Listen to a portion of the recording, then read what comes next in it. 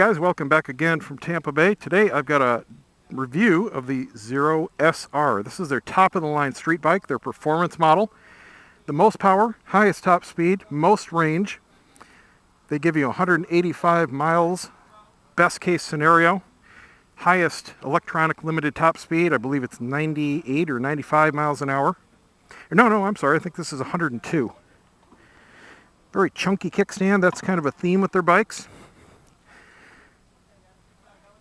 Key to on. Looks like all their dashboards are the same, all the models. Got sport mode, got a switch here that goes between eco, which is a soft throttle response, and custom. You can use the app on their phone, connect it to your bike, and then you have whatever throttle curve you want. I'm going to put it in sport, which is a linear throttle response. On-off switch. And we're ready to go. No clutch, no shifter.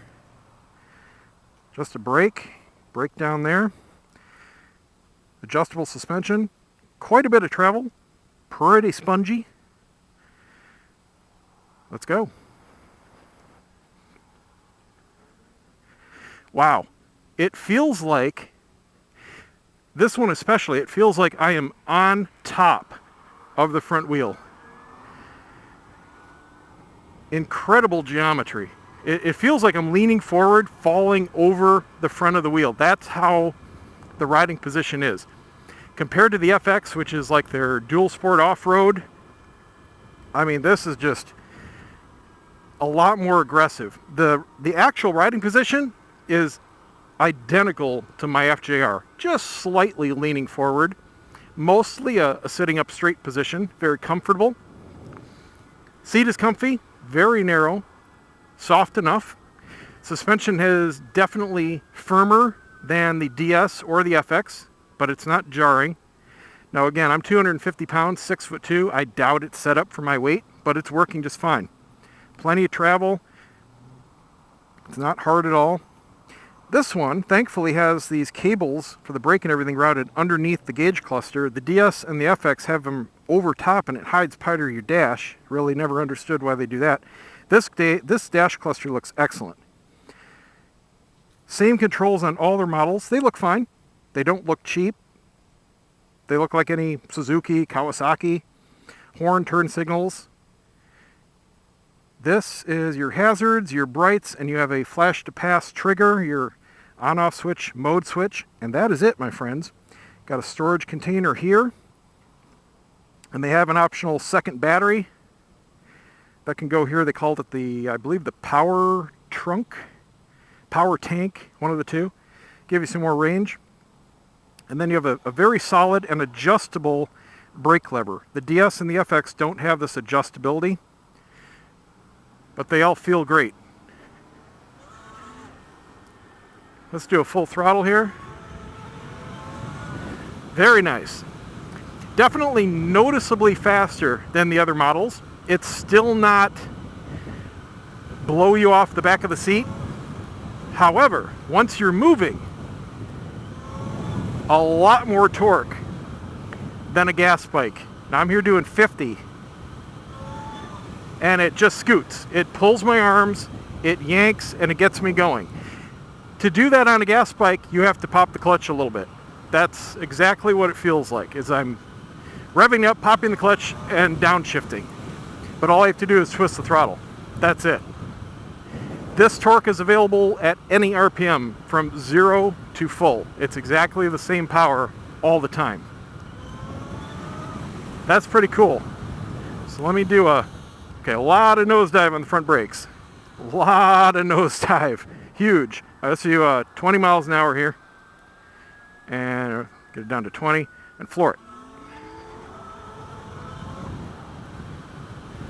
So it jumps up 30 miles an hour in just a few seconds. It's the initial torque pull that is really impressive. Beyond that, it's just really good. It's mind-blowing for that first half second, and then it stays really good. It doesn't let off. But unlike a gas bike where, especially a sport bike, if you're going to compare this, and let's face it, you're going to compare this to a high-end engine displacement naked bike or sport bike as far as the numbers, the price, the performance, that kind of thing. Those get faster the higher RPM they climb. So in order to get that jump like this, you gotta clutch it a little bit, but then it does keep building power. This one doesn't have that build. It is a flat torque curve. So you have to bear that in mind. I'm not saying it's a bad thing. I prefer flat torque curves myself. One of my favorite cars, performance-wise, was my Grand Prix GTP. I put a few mods into it, and man, with that supercharger, it had a really flat torque curve from like 2,000 RPM up to 6. And it was nice. There's no peaks. I don't prefer the power delivery of a turbo car, for example. And I don't prefer the power delivery of a really high revving peaky bike where you have to rev it to 12,000 RPM or it's got half the power of, what it's rated for. This one has full power all the time. And that's cool. So I can get between these cars and pass without even thinking about it. It just goes. It is an on-off switch. No power, full power. No power, full power. Oop. Okay, 25 over, a little too much. Want to race? Too bad. It just goes. That's cool. Okay, ergonomics. Very comfortable. Does not feel like a sport bike. It feels like a Yamaha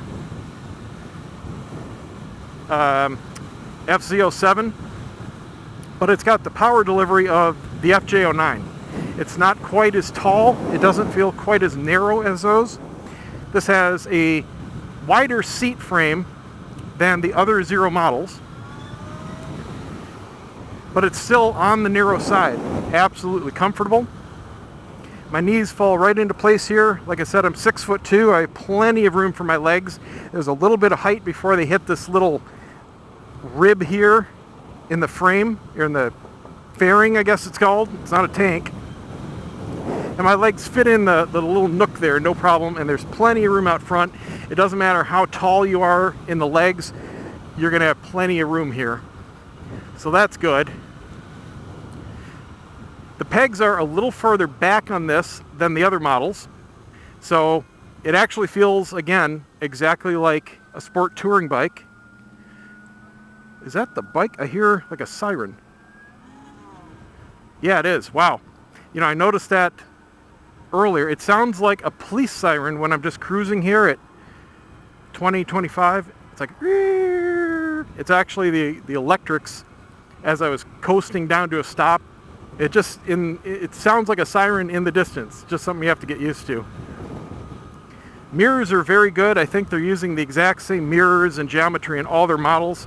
I see about half the mirror is taken up with my arm, but it's just this thin section, and then the big section is all behind me and to the side. Very usable, crystal clear. Obviously, zero vibration as far as the bike itself. Now, compared to the DS and the FX, and I definitely have a review up for the FX.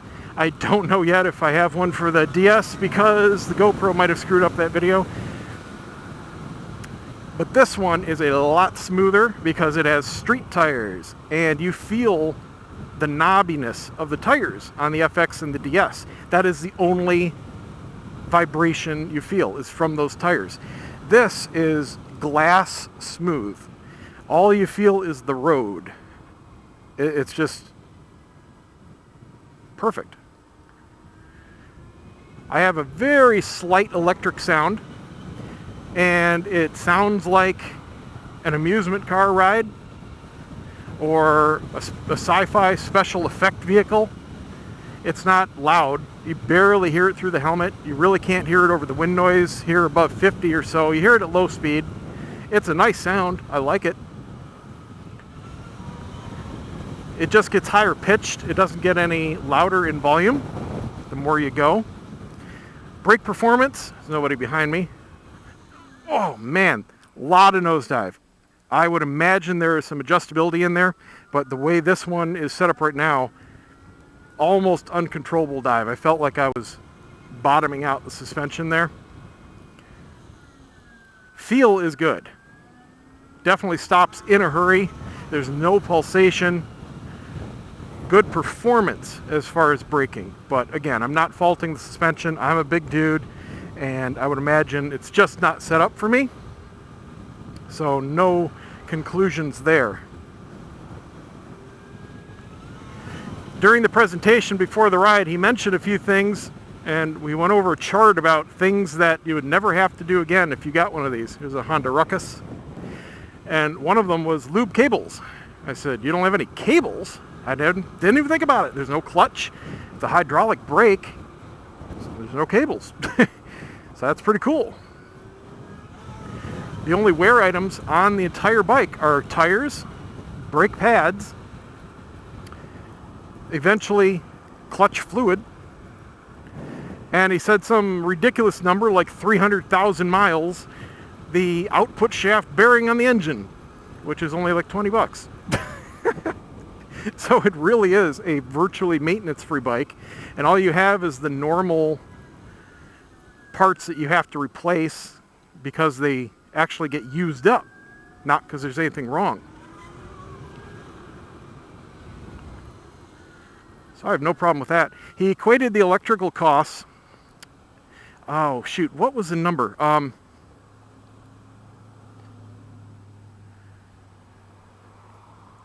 I'm trying to remember the mileage number. Let's do a full throttle here.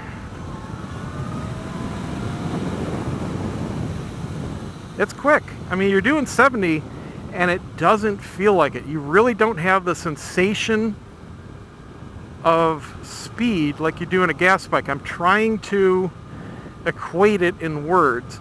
Well, number one, you're missing the sound. You're missing the audio cues that tell your brain that you're going increasingly fast. You don't have any different tone in noise. Yes, you hear that little bit of electrical whine, but like I said, you can't hear it after a certain speed, so that's just gone.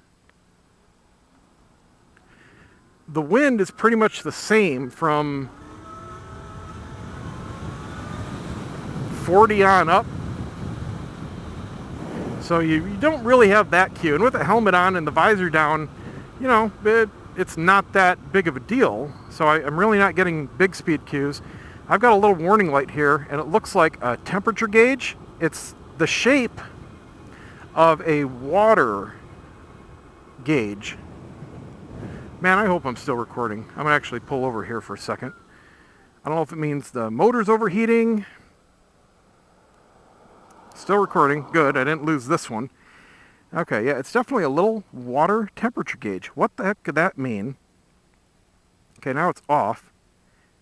It is very hot today. It's almost 100 degrees out. We're in Florida.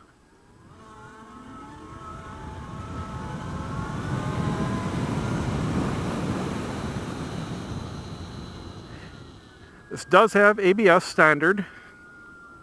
There's that temperature gauge again. It must be the motor overheating. Huh. Well, I guess maybe this can't take the heat going full throttle on a hot day in Florida. If so, that would be a bad thing. That would be a deal breaker. Well, that's nice. The gauges are backlit blue in the shade here going under these trees.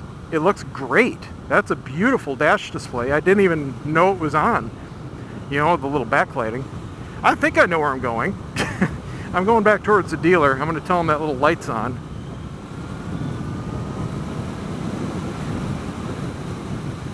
I don't want to go crazy with the speed here, but it's an open road. Very smooth. It's really, there's not much else to say. It feels like a go-kart. It's just comfortable. I can feel all the little bumps in the road. It really does want you to just go full throttle because there's hardly any sensory difference between the speeds. I think that's the main thing that I'd have to get used to. You know, if you've ever driven a go-kart, for example, even around a golf course, you can be doing 10 or you can be doing 30 and they kind of feel the same, you know? That's the way this feels. Looking down at the speedo, I mean, without looking, I can't tell if I'm doing 60 or 30, really. The audio cue is, I think, my biggest thing that I would have to get used to. Not necessarily a negative thing. I'll tell you, in a city, in a traffic situation, I think this would be phenomenal. When I take out full throttle there, dead end. Okay, that's not where I want to go. I want to get back to a main road. I know I have to go a little bit more left. I like these roads though. Beautiful scenery. No outlet, not there. Let's try down here. Don't make me break out my GPS on a test ride. Dead end that way. Might just have to turn around and go back the way I came. Mink. Okay, well, let's try Mink. Make sure there's no dead end street this way. That looks good. I think I see a road. Looks good to me. What's this, a lawnmower or a Can-Am? Can't tell. That's a lawnmower. That'd be funny to make a lawnmower out of a Can-Am.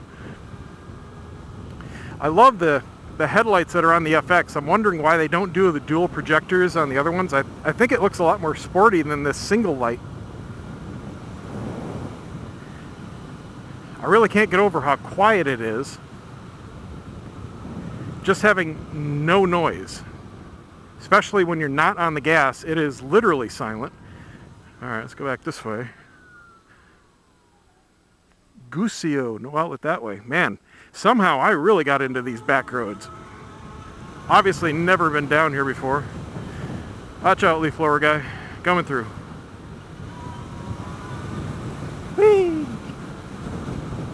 It's most impressive from like 10 miles an hour to 50. It doesn't have the wind resistance to overcome. And I want to say at 0, it seems like the torque delivery is a little different. I don't know. There might be something electronically limiting it so you don't pop a wheelie unintentionally or something. But it feels like, for whatever reason, just moving a little bit, it gives a little bit more oomph. Might be in my head. Just my first impression. How long has that signal been on? It is really hard to see those little turn signal indicators. They are quite small, I have to say.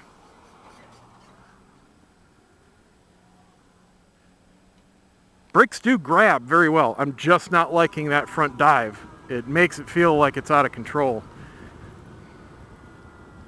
Looks like we do have clickers here. Probably one for preload and one for rebound dampening. Unless there's some more at the bottom and it's one on each. But typically these days they make one fork do one and the other. Alright, finally back on a normal road. Let's go back to 17th and turn this guy back in. What is that noise? That is a plane right overhead. Sounded like a diesel truck crashing or something. There it is, right in the sun. Whew.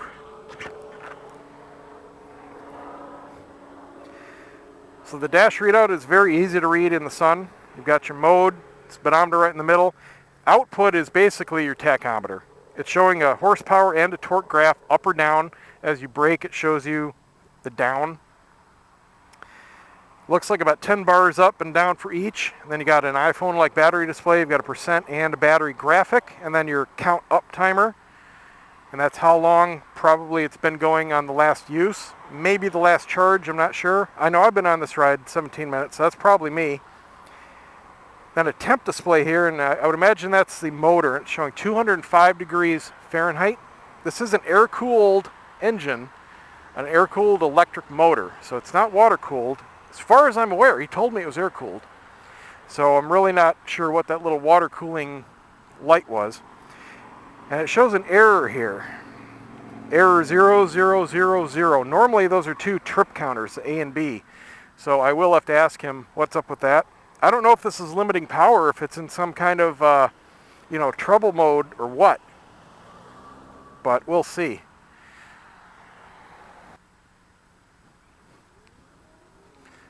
Very good turning.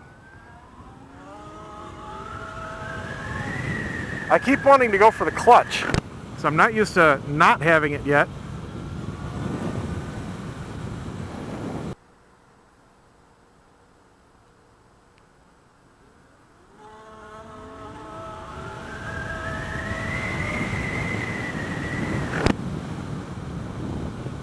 There's a 0 to 60 for you straight off the line. I want to find a parking lot here and just do some real quick low speed maneuvers. See how agile it is.